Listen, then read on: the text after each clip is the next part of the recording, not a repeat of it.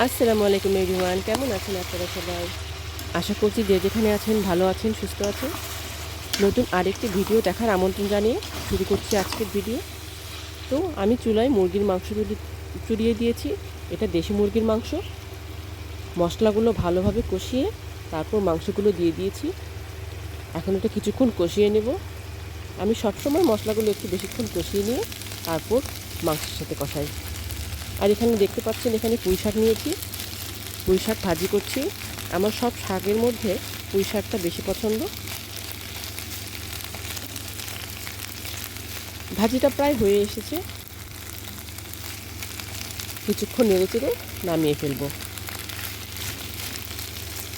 আজকের দুপুরের রান্নাতে পুঁই শাক ভাজা, মুরগির মাংস এবং গরুর মাংস রান্না করব।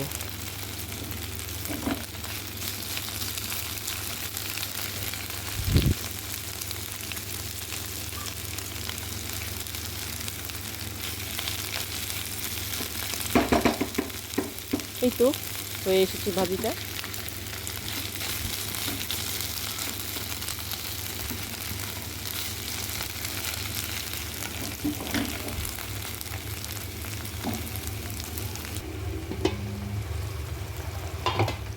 মুরগির মাংসটা আবার একটু নেড়ে দিব। কম আঁচে আমি একটু সময় নিয়ে মাংসটা কষাই, তাহলে দেখবেন মাংসটা খেতে অনেক বেশি টেস্টি হয়।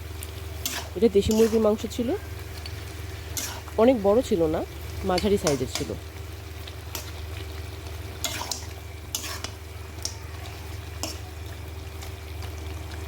আজকের আকাশটা অনেকটা মেঘলা মেঘলা আছে, প্রায় রোদ না নেই বললেই চলে। শীত প্রায় চলে এসেছে, তাই না? সকালবেলা জানালা খুললেই দেখা যায় বাহিরে অনেক কুয়াশা।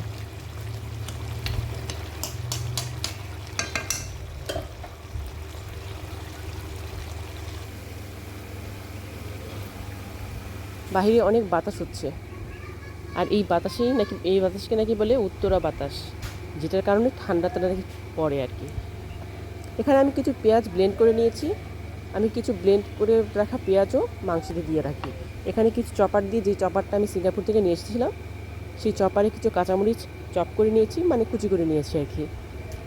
চপারটা অনেক ভালো। এখানে আমি অনেক বেশি পেঁয়াজ হলে এখানে চপ করে নিই, কারণ আমি পেঁয়াজ কাটতে পারি না একদম, মানে আমার চোখে খুব সমস্যা হয়।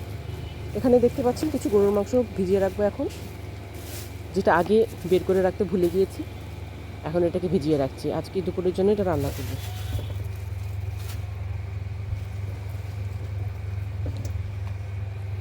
এখানে প্রায় 2 কেজির একটু কম হবে গরুর মাংস আছে। পুরোটাই রান্না করব, তারপর বাকিটা ফ্রিজে রেখে দেবো যদি থাকে। আমার ছেলেমেয়েরা আবার মাংস পাগল, ওদের যদি প্রতিদিন মাংস দেওয়া হয় ওরা খুব খুশি। তবে আমার মেয়েটা মাংসের সাথে সাথে মাছটাও অনেক বেশি পছন্দ করে।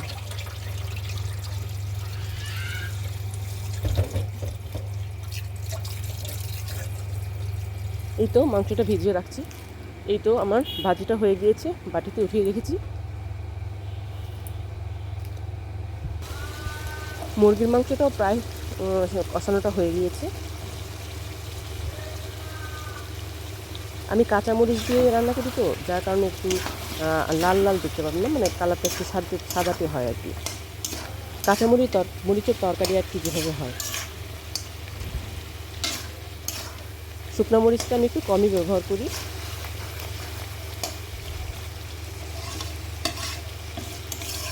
আমি অনেক সময় নিয়ে মাংস কষিয়ে রান্না করি।